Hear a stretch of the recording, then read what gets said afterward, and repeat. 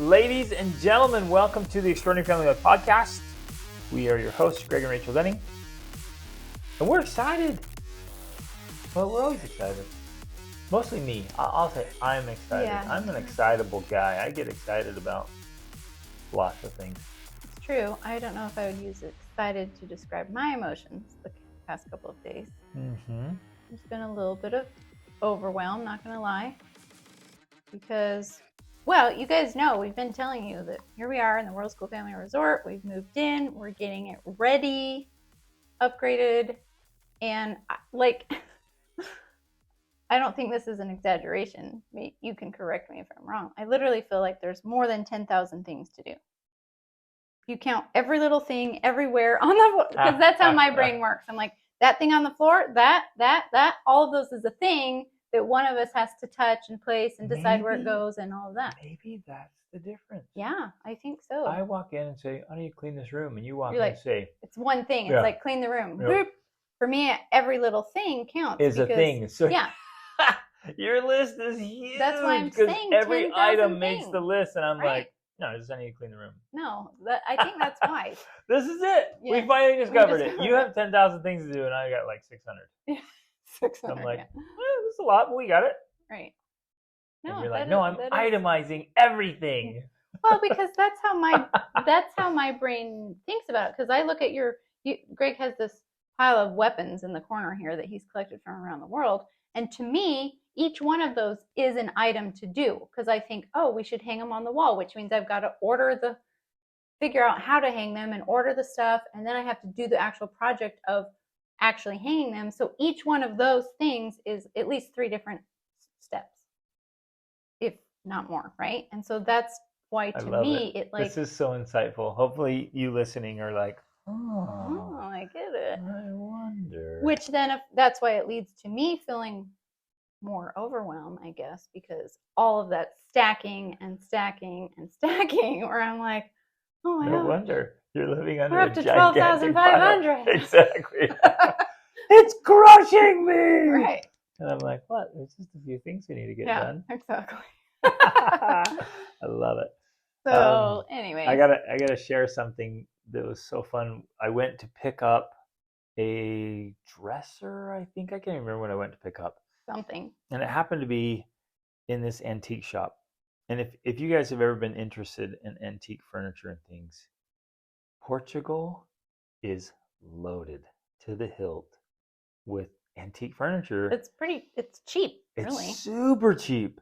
And it's just almost Nobody wants unlimited it, amounts of it. Nobody yeah. wants it anymore. I think right now we've reached this period where the 2 generations ago who had it or built it or acquired it, they valued it, and now we've reached this new generation that thinks IKEA is the They bomb. just want IKEA furniture.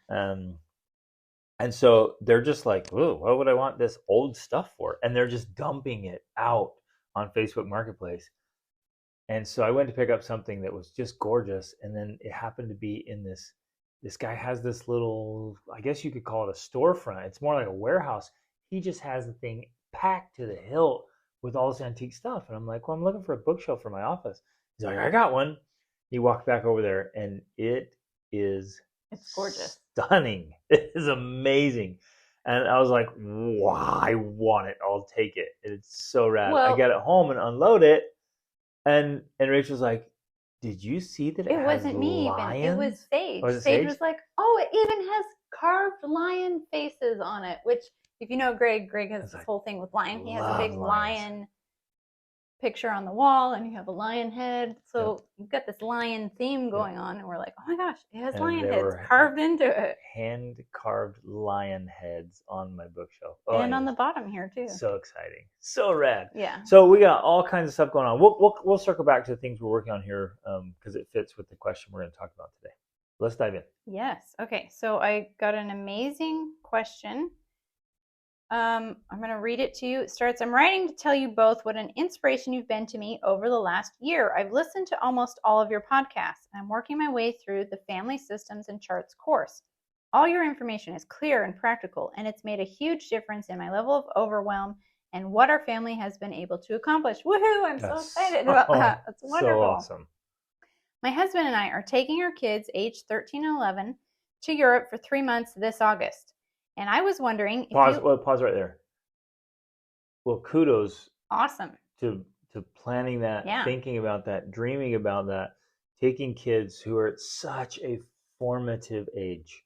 That age right there, when they're littler, they won't like appreciate the museums and the experiences as much. Although we still travel with all of our little kids and never regretted it because it's also formative. Mm-hmm. But when they're a little older, they can comprehend things better, locations and history and stories and all kinds of things. So Yeah. it's right at a formative age. So for you to say, you know what, we're taking our two kids, we're gonna go for a month to Europe. 3 That's months. huge. Is it 3 months? 3 months. Oh my goodness, that's massive, massive, massive. So kudos to you for a big undertaking that most people don't try to do. Right. And part of the reason, because I want to add this in, part of the reason is that's also a difficult and challenging age. Teens, tweens and teens, it can be more difficult. It's very formative and it has a huge impact, but a lot of people I think resist it because there can be resistance to it. At those ages, they can't completely comprehend the value that this is going to bring. They just think, I have to leave my friends and my comfort. No, exactly. I don't want to do that. Especially at that age, depending on your kids and their maturity level, 11 through 14. Well, even 16, 17 for some of them. I'm saying specifically for this one attitude that kind of is prevalent in that age. Like, this requires effort? Yeah, they're like, anything that requires effort or inconvenience, I'm out. Right. You're like, this is the coolest thing ever. Like, does it require me to do some work? No, thanks. Right. I'll skip this. And we speak from experience because I think all of our kids, well, especially our boys, have all gone through that. And, we have a 13-year-old right now. Same thing. He's been all over the world and he's appreciated the experiences, but still will be like, oh, what? Effort? Nah. Let's go do this awesome thing. He's like, I'm out. Exactly. Right. So that's why people can be hesitant to do it. But we also know that it can be so formative to them that you get past that resistance. And not every experience is going to be amazing. There's still going to be experiences where they're like, I'd rather be at home. They're going to do those types of things, but it's still worth the effort because of the other things that will happen, which we'll talk about. Okay. I was wondering if you would have any tips for traveling with teens and tweens. I'm curious about, and she lists 3 different things. I'll read them right now and then we'll address each of them. How to find social opportunities and meet other families while traveling. I would love our kids to get out of the bubble of our small town and meet kids around the world. 2, any budgeting ideas for traveling Europe. 3, our kids are not homeschooled, but I would like to use this trip as an experiment in worldschooling/homeschooling that we might continue when we get home. Any tips on introducing older kids to homeschooling would be appreciated. I would love to hear you speak more about the practicalities of traveling with a family. Love it. And I think all 3 of those questions are relevant or will be relevant to most of our audience at some point. Yes. We've got to explore alternative education for our families and for our children. We can't just stick our head in the sand and be like, nope, I went to public school, kids, public school, and just not think about it. We've got to question that and look for different opportunities because everything's changed. Right. And I think relevant because we're not saying every single person will or has to take a 3-month trip to Europe, although that would be amazing and you would not regret it. But even if you stay home, you should be seeking out, which we're going to get into this definition a little, these world schooling type opportunities where you are learning from the world around you and you're expanding beyond your little corner of it. That you, even if nothing else, you get into the next town, the next county, the next state. Like you need to be reaching out and expanding your horizons. I'm going to hit on that one hard because, so you guys, I'm finalizing my book and getting it finished. And this morning I was sitting in this exact same chair writing, and what I was writing about this morning was about the need to get out of your little teeny corner of the earth to see more, and experience more. I would attribute, I don't know if a large part, but potentially a large part of our children's, especially our teen and young adults' development to them having had multiple experiences that expand their way of viewing the world. Absolutely. Like they are able to articulate things, understand things, problem solve, have critical thinking, like all of these levels of capabilities they have come from getting getting out of their corner of the world and like seeing the world from other people's points of view. Exactly. Love it. Okay, so let's start. Question number 1. Okay, so first of all, she's saying any tips for traveling with teens and tweens. Now, the first one she's saying how to find social opportunities and meet other families. Let's start there. When I first read this question, I think my initial response was, why would you want to interact with other humans?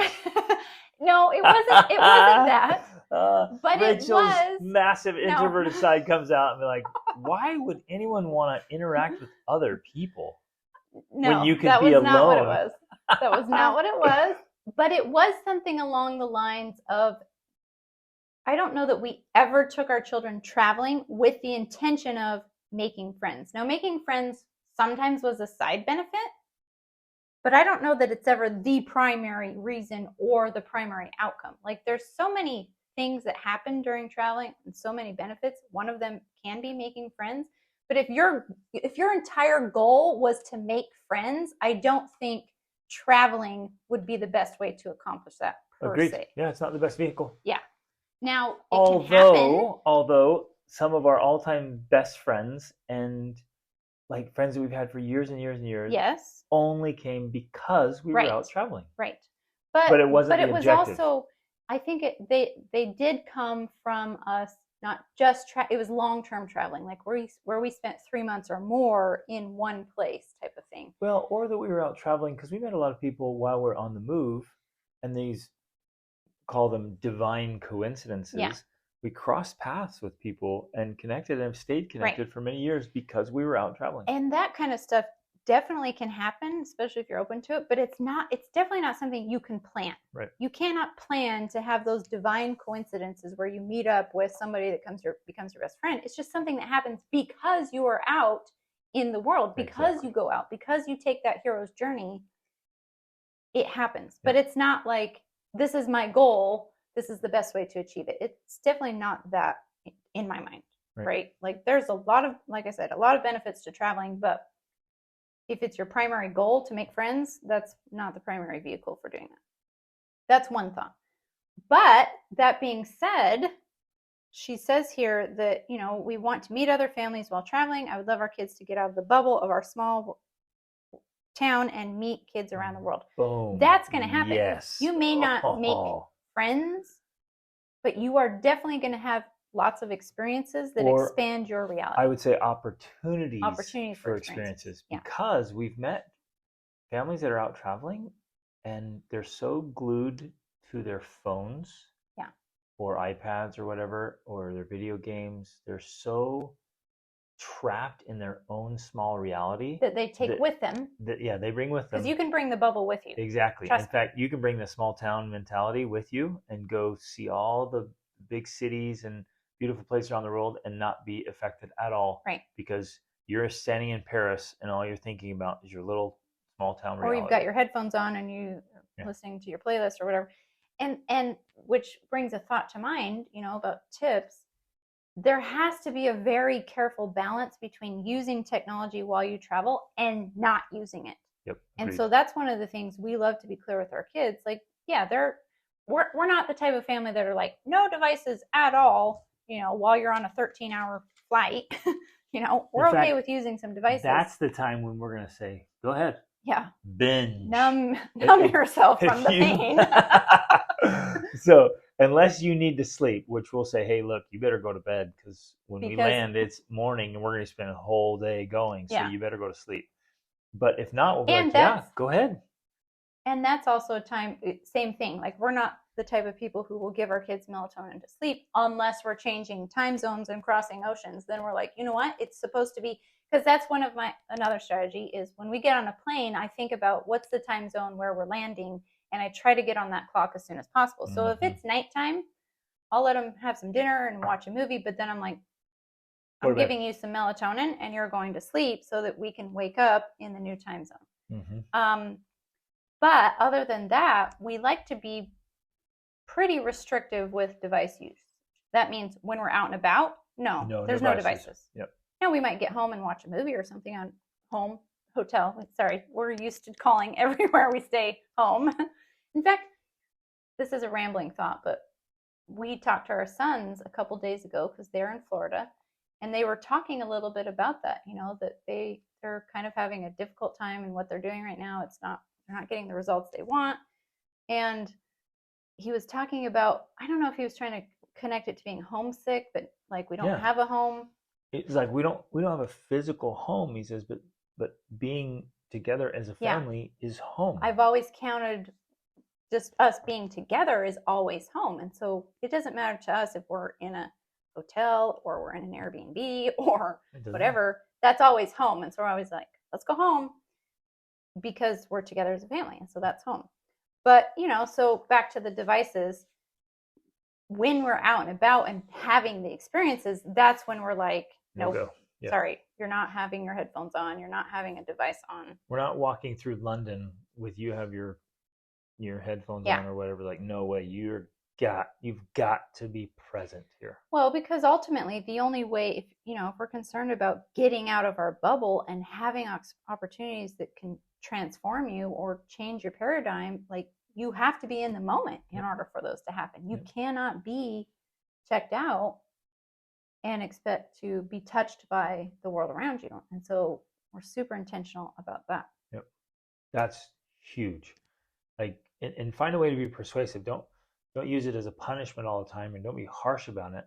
Like, teach them, encourage them, even though they might initially be disinterested or like, well, I don't care about this old building. Right. It's just another old building. Like, oh, are you kidding me? Another cathedral in Europe?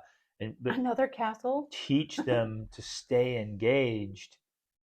And there might be some resistance, there might be a little boredom, but eventually they're going to pay attention, and that's where the pattern interrupter and the transformation begins to take place. Well, we have to remember, and I think this is true of all of us, including adults, is that it's not the big experiences, the big event that changes you, that very often it's just the small little things, that something that matters to you, and that's going to be different for every person. So you might go somewhere and see something, and maybe 90% of it you're literally bored by, but if there's that 1-2% of things that are interesting, that's what will stick with you or stick with your kid. They might see the coolest sword that they've ever seen, or they might learn some little tidbit of thing. And so even if the rest of the experience they were bored by it, but they got that one little thing out of it, that's valuable right there. And so we have to start to see it from that perspective of like, I've learned to call them nuggets. You're really going for the nuggets. Yep.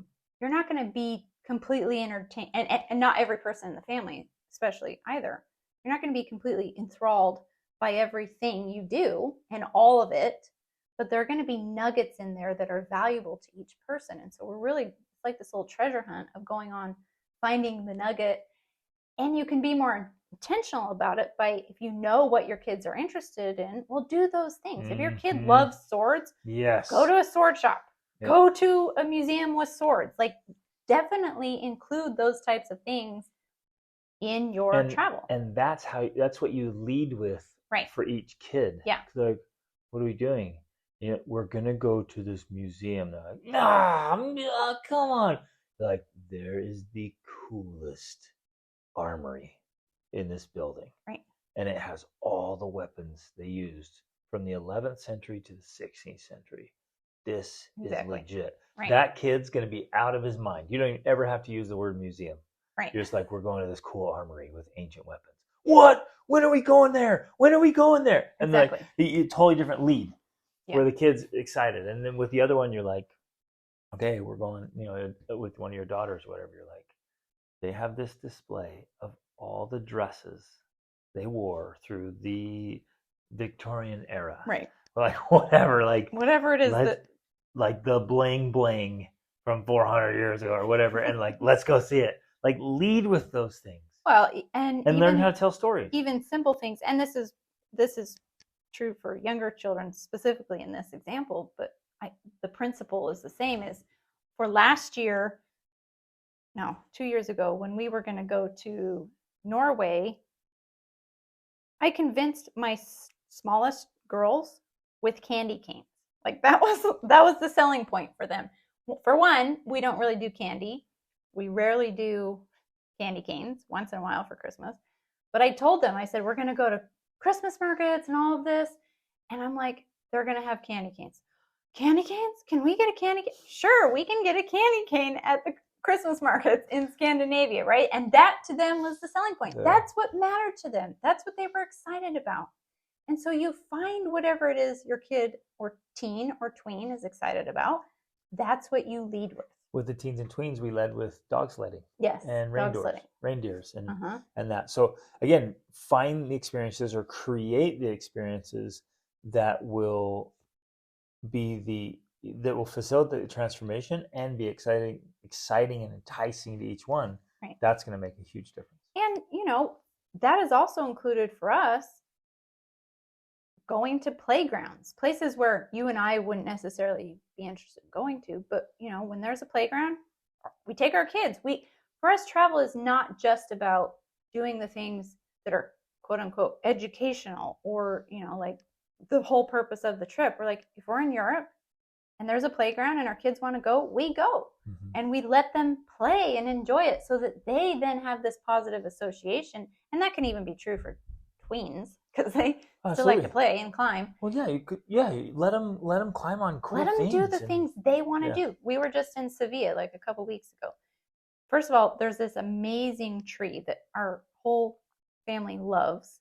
And so when we see the tree, we stop and we let them play on the tree because they love it. We don't say, no, we have to go see this thing over here, the thing I want to see. Like, no, let's play on the tree. Now they have a positive association with the city of something cool to them. Which is interesting. You're like, we were in Sevilla, Spain, and like, we got to climb on a tree. Yeah, right. But there's something there that's the association, and what's really cool is it's right next to the University of Sevilla. Yeah.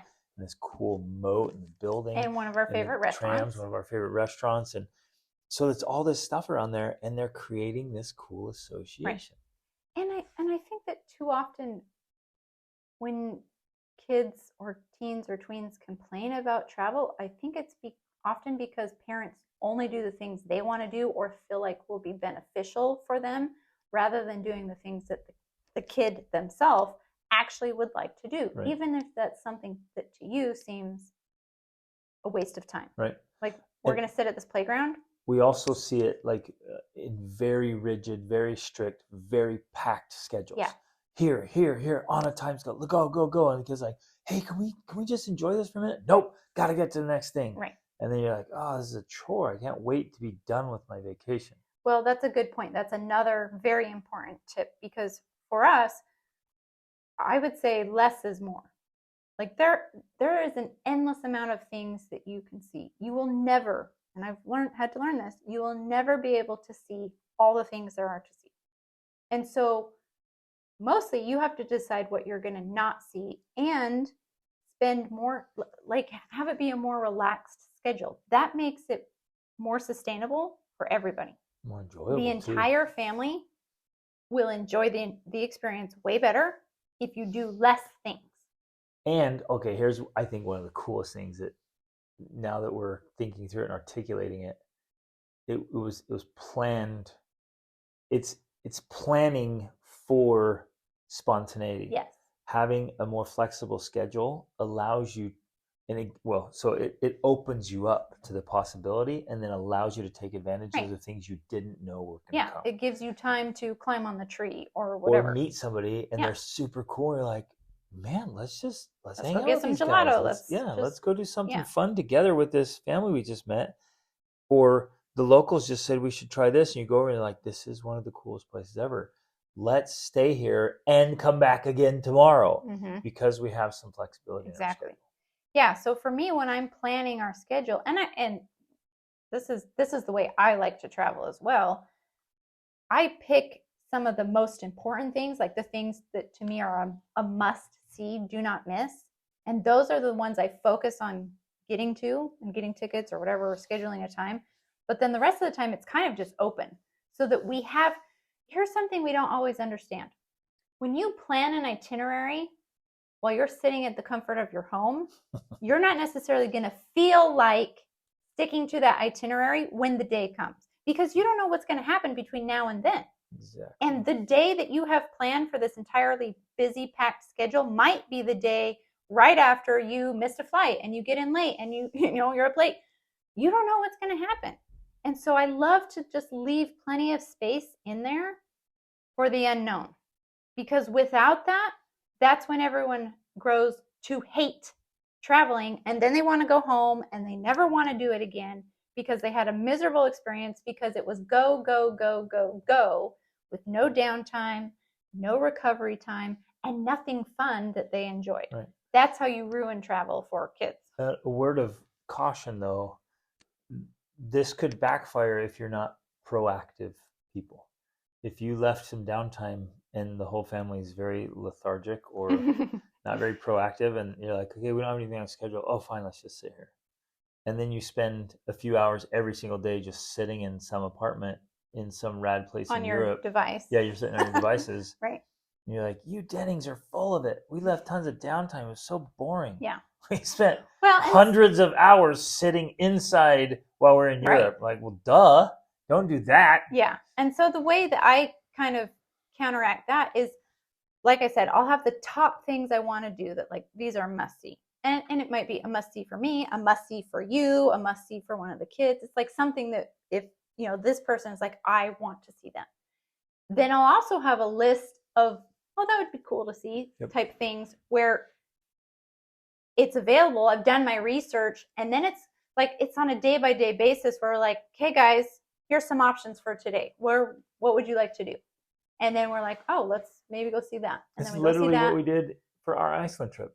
Yeah. I asked the boys, I said, what are the coolest things you want to see? What are the must-sees? And what are the cool things? And then we broke it down day by day and region by region. So like, hey, we're in this area now. Here are all the things we could do.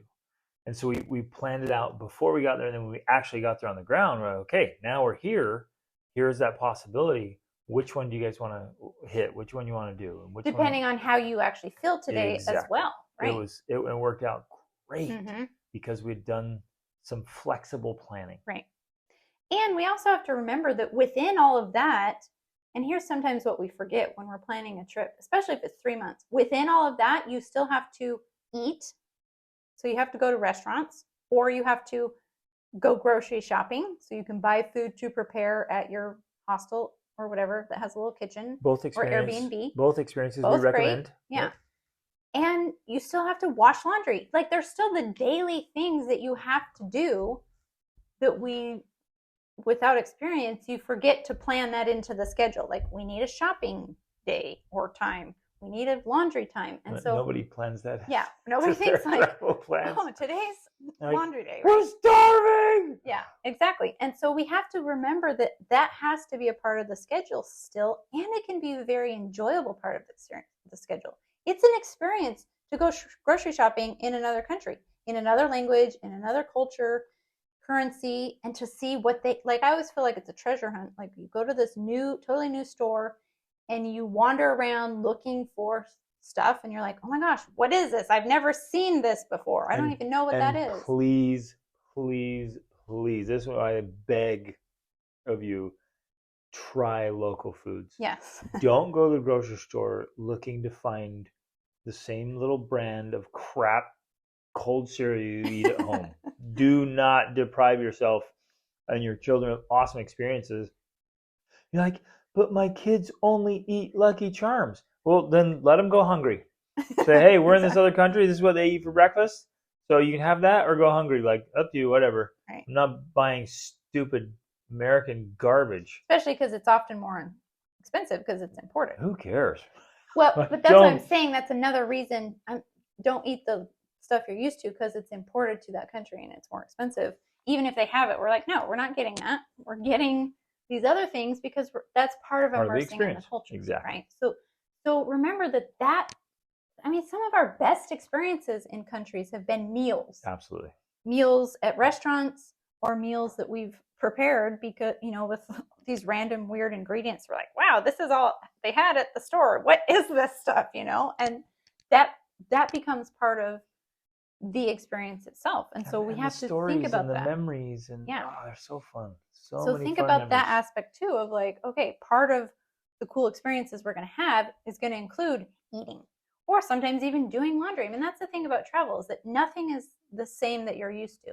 And so you think doing laundry looks like this, when in reality, it's a totally new and different experience. And if you include the kids in part of that, it also includes frustration often because you're Yeah. like, what? Why is it this way, right? But Well, and that's the all a part of it. mundane annoyances of trying to get things done that need to get done that Yeah, aren't fun, but include them in all of that. right. And then, like, they become more competent Well, that's part of the point. because you're Yeah. exposing them to so many different things. And you're having to solve problems and Hmm. figure things out. Like that's all a part of it. And so when you just do those things and basically voice it out loud, we're like, how do we solve this? What do we do about this? How do we figure this out? Even though it can be frustrating and annoying, with the right attitude, those are the types of things that actually bring Yeah. the growth and development that you're looking Yep. for. And Because the stories. and the Like our stories. families we talk about all kinds of crazy things that never were in the travel plans, Right. but happen, and you're like, yeah, you remember that time? That was crazy. And that's how we often met people. Yes. Is in those experiences. So getting out and having experiences and being open and being willing to talk and communicate. Like so one of the first questions was, well, how do we get them to meet people? The simple answer is talk to people. Mm-hmm. Just talk to And people, whatever you're doing. you're often talking to people trying to solve a problem sometimes. Like where's the laundromat? How do I find that? Where's a good place to eat? So you're Or talking to other people. okay, here's one of my favorite ones around food is like, hey, what's the Yeah. local food here? And I'll just, if I see a family walking along and they have like kids the same age and they're cool, I'm just like, hey, sorry, excuse me, we're just here visiting. Like, what's the best thing to eat in this town? Mm-hmm. Like, what is this city known for in food? What meal? What dish? And people light up, man. They get all excited. They want to share, and they'll like walk you through town and take you to this restaurant, or they'll. I've been many times guided personally through a grocery store. Oh, Uh-huh. get this, and then this, and then this, and prepare Right. it like this, and it's like, oh, it's so fun. Yeah. So if you're just friendly and you ask, you talk to people, like cool things happen. And then there's been many times where like, well, we'll make it. Come over to the house, Mm-hmm. and they have us over, and then they Right. make up this traditional meal, and the kids play, and we have the great conversations, get to know people, and we become friends. Yeah. I mean, that happens so many times. Exactly. So yeah, we can't discount the importance of those small daily experiences. We sometimes feel like we're trying to escape that through travel. But in reality, when we incorporate that into the travel experience, it becomes super valuable. Yep. And I want to add this too, because I feel like it's such an important point. And I also love, of course, that it came from one of our children, because Parker, our oldest son, did that podcast interview with you. And I just loved how he talked about that, because we backpacked through Europe. It was like 17 countries with him last year. Well, with all the kids, and he talked about how, when we think about travel, and this is true for everyone, when we think about all the cool experiences we're going to do, like it's all the bucket list exciting things. But the real transformation from travel comes from all the behind the scene things that you really don't want to do, that really aren't fun. That's where the transformation happens. And we have to remember that, especially when it comes to our kids.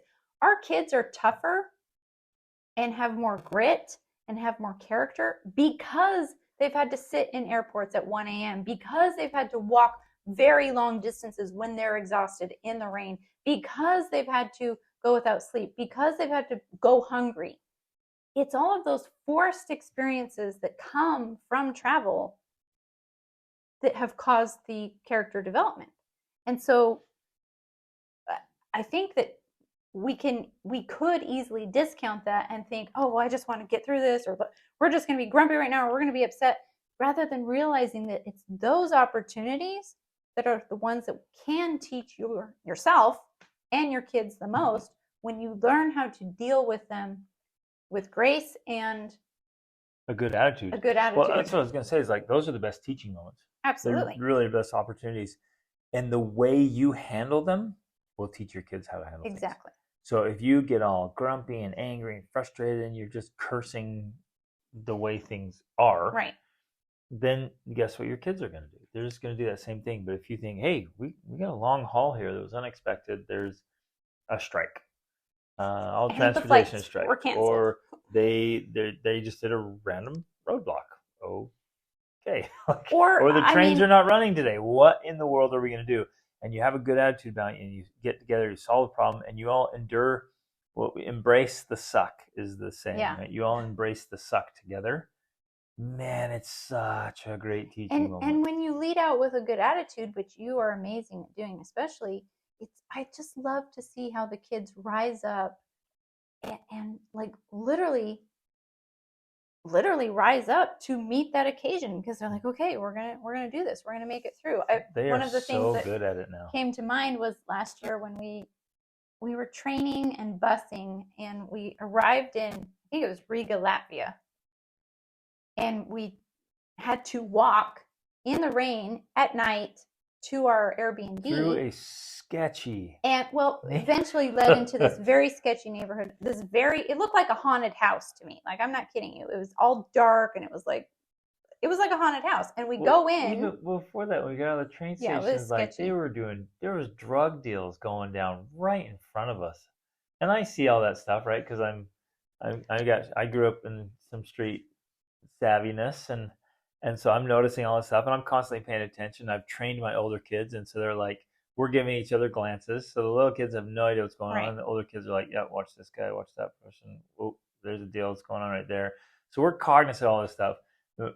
It was just right. We just haven't ended up taking this. And we're this all route. exhausted and hungry, of course. And so we walk. It was a long way, maybe 30 minutes in the rain to this haunted house, and it's cold, mind you. It's winter. Cold. It's wintertime. Cold, wet rain, and then we get to this. As opposed to the dry rain. And so then we get to this place I had booked, and it was insufficient. It had one bed, and there was 9 of us. Yeah, and it stunk. And it stunk really bad. And supposedly we were supposed to have another room as well. And when we opened up that room, it was being lived in. I mean, it was a disaster. It looked like a cat woman lived there or something. Like, it was bad. And so here we all are, hungry, cold, and tired. How that person ever got a listing, I don't know, online that made it look nice, I have no idea. And you must have found the pictures online too. I know. You just have to solve problems. Like, and as well as, like, I have become really good at planning, but inevitably there are things like that happen. Like, you can plan as well as you can, but there's still, even for me, there's that 10% of things that are like, whoops, there we go. Everything I could, and I did everything I could, and this was not, so this happened. So you know that that's going to happen, and then what you have to do is you just have to solve the problem. You're like, okay, what do we do now? How do we solve the problem? And mostly that included everybody sitting around waiting while you and I are on the phone looking for another place to stay. And then we have to walk. I think we walked to the subway, and then we took the subway.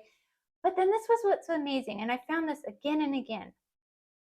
We took the subway to the new place, walked over, checked in, and right around the corner was this quaint, adorable little Christmas market that had all the food we could eat, even though they were just closing down. Well, he had this gigantic cauldron over an open fire. Yeah.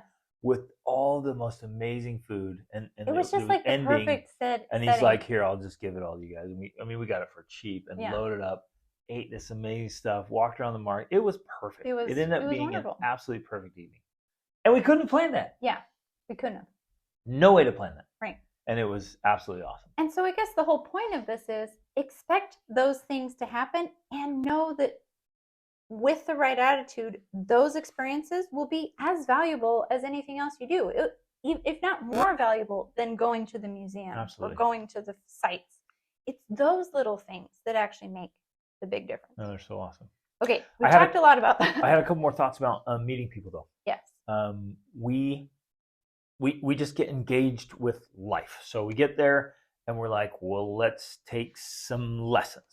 So you get scuba certified, or you go to a rock climbing gym, or you go out rock climbing, or you do you sign up for a walking tour, a food tour, a cycling tour. You take a trip. You're going to meet so many people that way. Yeah. We met people going to the gym. Going to the gym is like awesome, right? Because if you're people like you, like go to the gym, go to the gym. You're going to get tied into a new community, and you're going to meet all kinds of cool people. Go to church. Go to like whatever it is you like to do. Go out dancing. Well, and go like find the things you guys enjoy or you want to try, and go get engaged in those things, and then talk to people when you're there. You will meet so many people just by getting engaged in activities that are there. yeah, and again, this isn't the type of thing where you're going to create this little community, because it's very often you're all on the move, and so it's touch points. You're going to make these quick connections with people, but they can be very impactful connections, because there's so many random people that we've met where they just stand out for some way, and they impact or influence you in some way because of their viewpoint or the thing they did or their kindness or whatever. Those are the types of social opportunities you're looking for, more than, like, we're going to find these friends and we're going to stay there and whatever. Like, it's not that as much, unless, of course, you intentionally plan to go to those types of community places. Like, there are hubs around the world where, say, they're called worldschooling hubs or community hubs. There are hubs where people gather. Now, I mean, that's even the point of what we're doing now with our Worldschool family resort that we just acquired. That is one of the points. Like, we want to make this a hub for traveling families. So, because that is one of the things people talk about a lot when they're traveling, is they want more community. Yeah, they want to connect with like-minded people. Exactly. It's so interesting to me, because this has been our experience, and all the people we talked with for almost a couple of decades now. It's like, I want to meet like-minded people, because we feel so alone and isolated sometimes. Yeah, it feels so lonely to live unconventionally. Right. Like, I want to step out of the norm and live differently. Like, where are my people? And it's hard to find. So that's one of the main reasons here. We're going to host retreats for couples, for men, for women, for youth, for young adults. And we also wanted to have a place where families can come and go, and they can come and stay for a few days or a few weeks, and meet with other, or a few months, or meet with other families that are coming through, and do their studies here and do their work here. Right. Set up for digital nomads. Have a place to come have that experience as a family. Right. Instead of being travelers, instead of just tourists. Yeah, and being able to connect with people on a more long-term basis, as opposed to what generally happens is these touch points, which, again, they're valuable. They can be valuable, but it can be. You need both. You need both, exactly. Right. So, okay, that was all number 1. Let's go to number 2. Okay, any budgeting ideas for traveling Europe? I would say that go to the best restaurants in France. Budget. That's not a budgeting idea, but that is budget some money for some good food in France, man. Yeah, woo! Okay, all joking aside, please try to budget, if you can, try to budget at least one Michelin star restaurant. Like, go experience. And you don't have to take your kids necessarily if they won't necessarily appreciate it. But go experience what it's like to eat at a Michelin restaurant and be like, okay, this is wow. Wowzers. I would say, as far as budgeting, though, there are very nice hostels in all across Europe. And so staying at hostels with your kids is a great way to budget. And there are many hostels that are very family friendly. Yeah. I mean, we stayed at some really great hostels. Now, of course, there are some trashy hostels, but we've stayed at really great hostels. Hit or miss sometimes. Yeah, I mean, I tried to do my research. Like, ee! But then other ones were phenomenal. The one we stayed at in Bavaria was amazing. The one we stayed at we stayed at one in Venice that was really great, and in Copenhagen. Like, there's been a lot of really great hostels. But then there are in I don't know if these are just a German thing. They call them Jungen Human. farms Yeah, or those are, Jungen. especially if you're coming this Jungen summer. means like youth. Wow, those are so great. Yeah, so staying at those can be great. Yep. Um, you're gonna have to Google it because I don't remember specifically what it's Jungen would called. be like Jungen, I think something like that. Yeah, And so yeah, I can't remember. It's a German word, Jungen but something. look up like a Jungen hostel or whatever. Just search that. They are awesome. Some of Yeah. our best memories are Hmm. staying with our friends in places like that. Right, and sometimes they're like big, giant buildings, barns type thing, and sometimes some of we stayed in they're like campground, well, cabins with big grassy areas and Yep. things like Oh, that. they're great.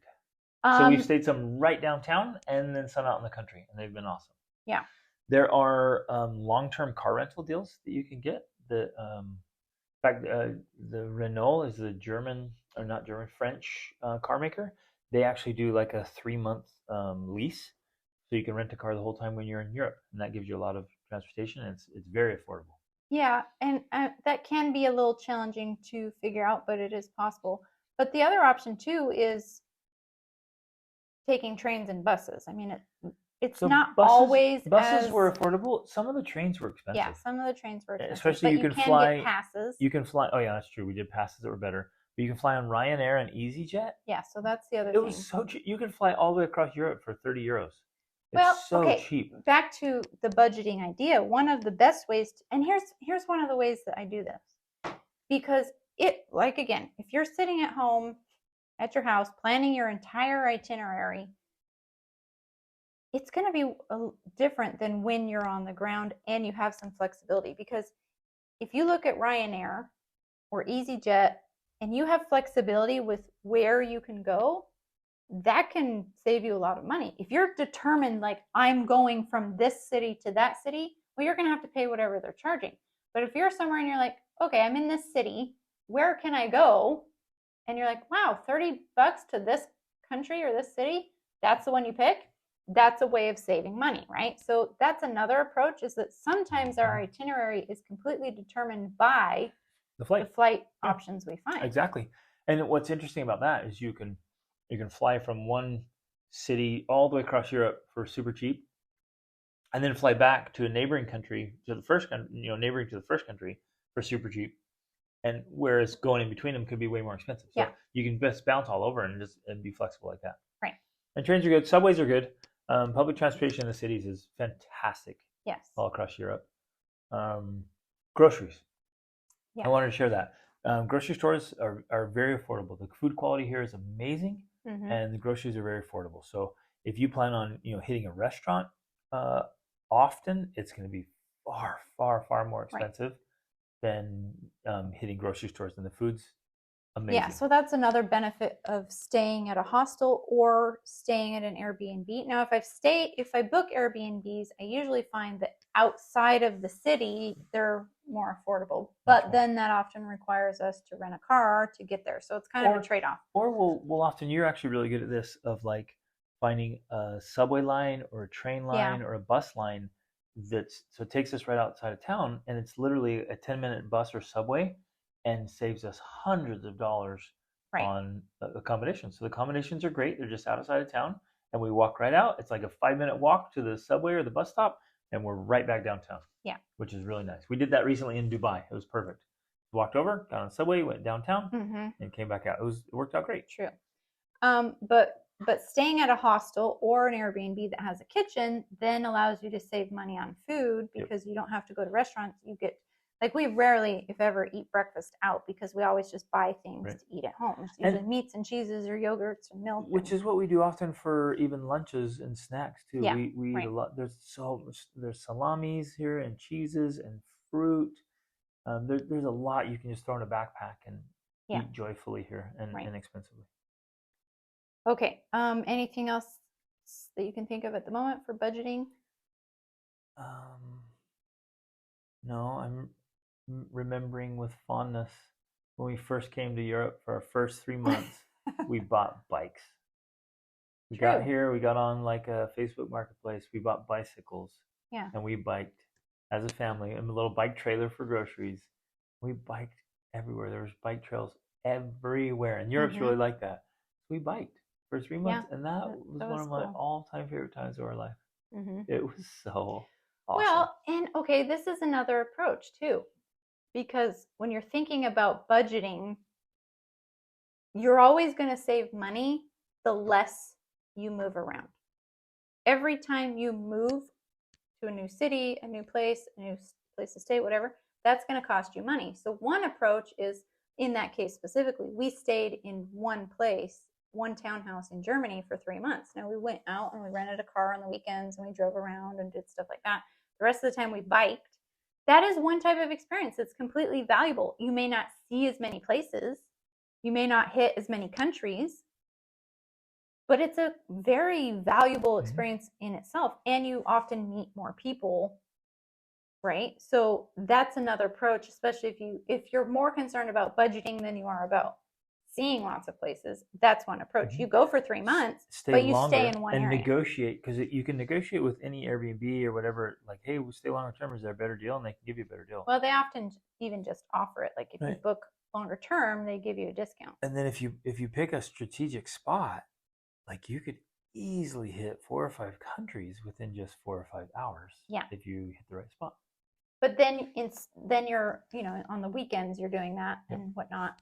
And during the week you're having the local experience. You're going to the local places and like immersing in the culture. And we had great time just walking to the local park and feeding the ducks at the pond and eating bratwurst at the lake and little things like that, And which Turkish aren't huge, but in some ways they're awesome. even more memorable. And we walked everywhere, and we were there while there's wild blackberries. There were blackberries. Yeah, the blackberries everywhere. were in season. So every day we went out and just ate blackberries. And we walked on the paths in the forests, and it's awesome. a lot more of a slow. It's a slow travel experience, but it saves a lot more money that way, and it's more sustainable for sure, because I feel the faster paced you are, the more places you go, the more easily people get burnt out. Ooh, on the budget thought, a lot of the public transportation is free for children.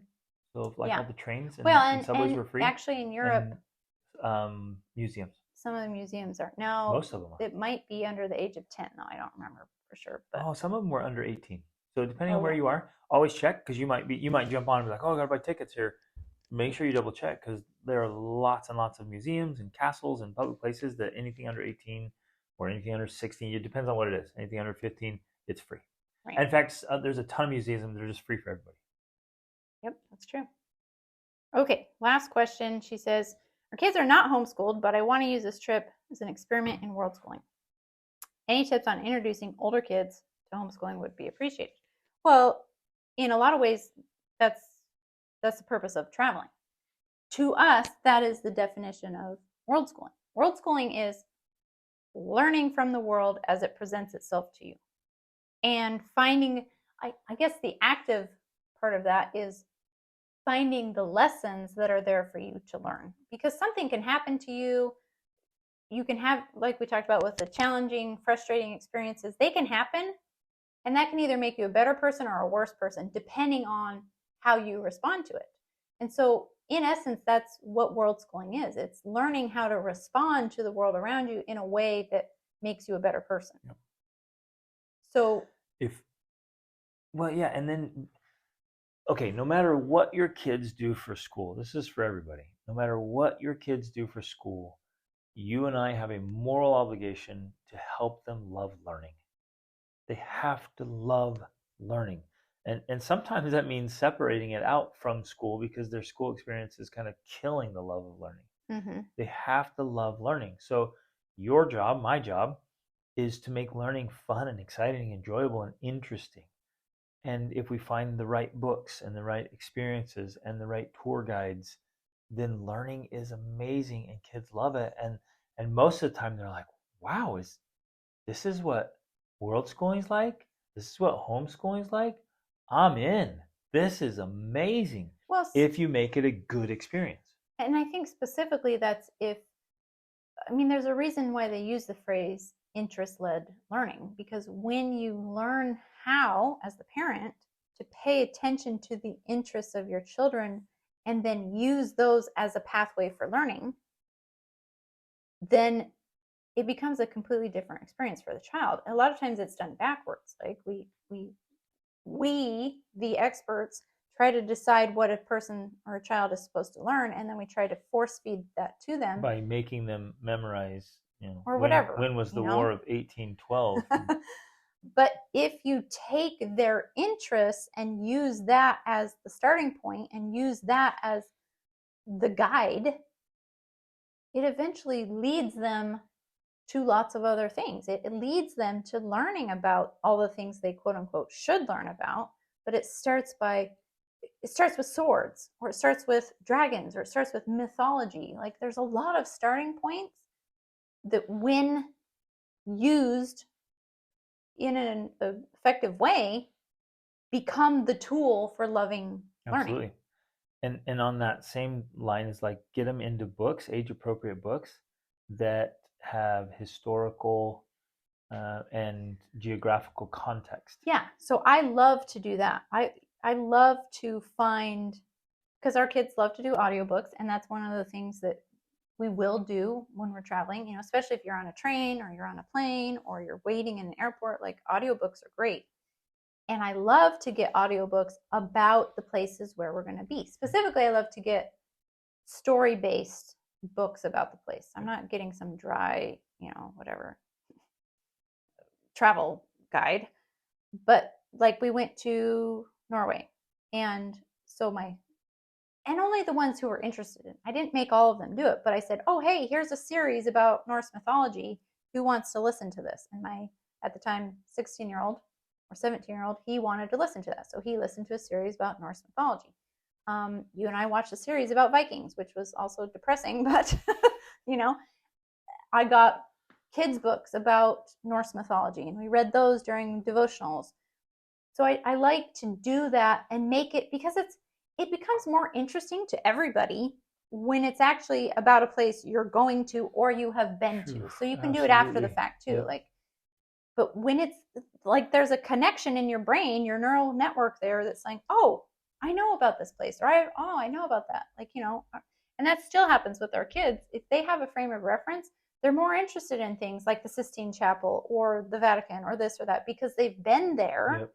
And they're like, oh yeah, I've been there. I know what And they're talking even about. like the Percy Jackson series, Oh when we yeah, went to the Louvre in Paris, the our Louvre and kids the were like, Vatican. it's Our like kids bam, were, bam, bam, bam, and they knew all the stuff.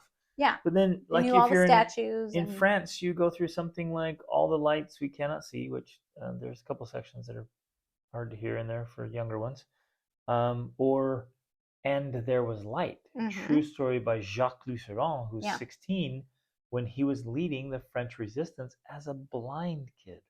yeah. Like that, you read that when you're in France, or all the great classics in England, from Jane Eyre and Jane Austen. all the Jane Austen books, and Charles Dickens, maybe even do edited ones for some of the younger ones. I mean, all those great timepieces. When you read those and you love the stories, you get into them, and then you're there.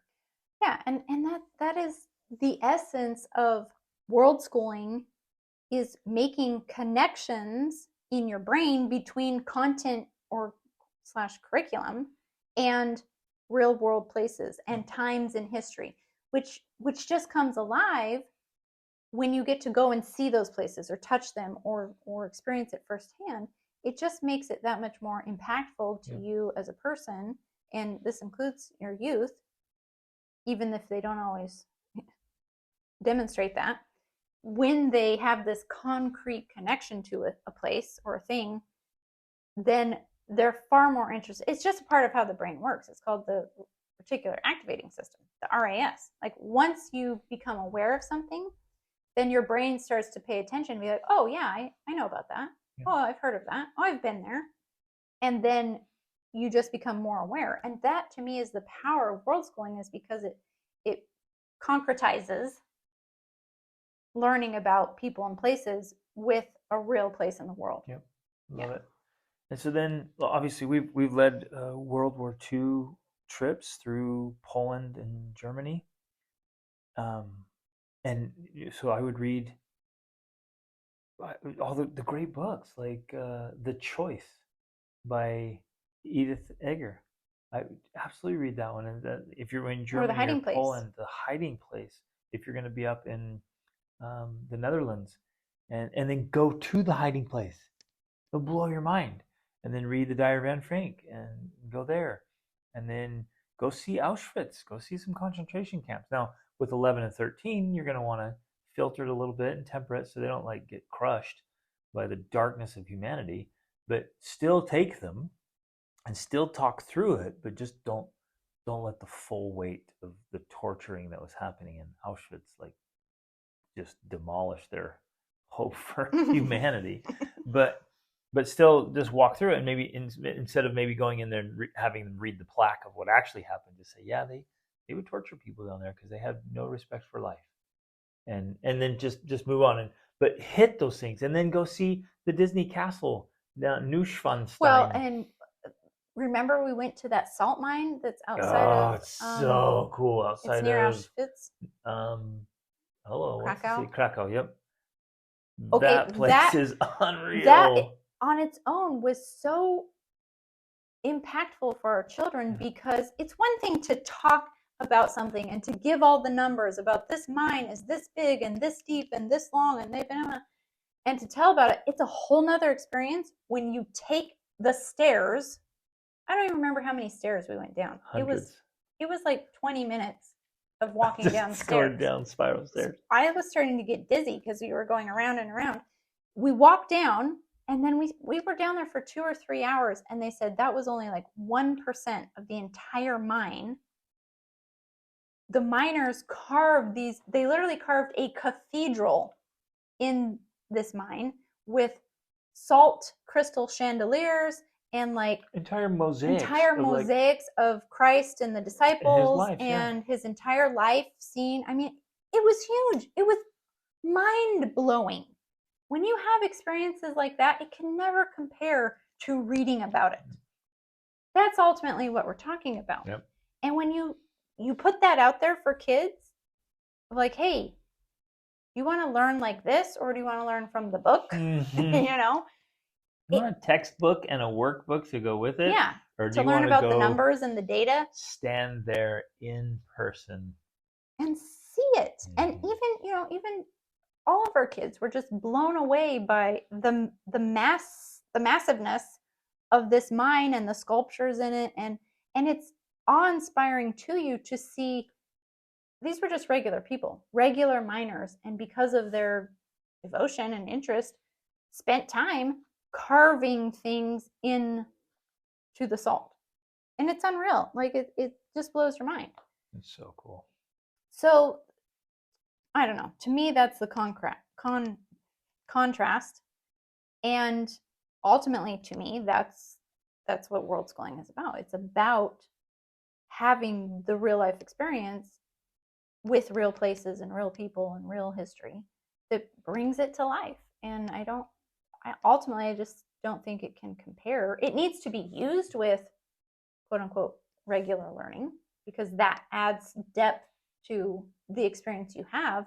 But I found for me and our children and you, we're far more interested in the subject once we've had a real life experience with it ourselves. Exactly. Yeah. It just somehow fuels that interest. You're like, wow, that's so fascinating. And it makes you want to learn more about people and places and events in history when you have seen it firsthand. Love it.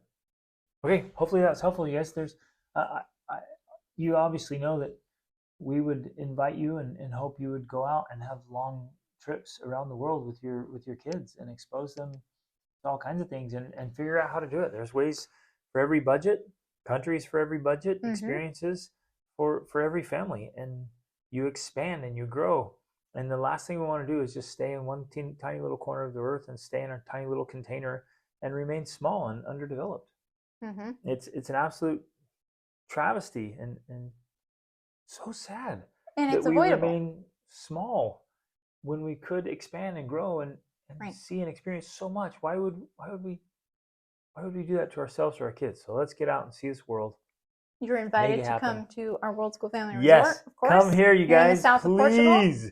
Come here. it's a great base to go over to Spain and to see. Portugal is incredible, and Mm-hmm. even to jump across to Morocco. Mm-hmm. It's just what a place, and there's so much to do right here, from surfing and paddleboarding and kayaking and mountain biking and hiking and trail running and Horseback riding. on and on and on.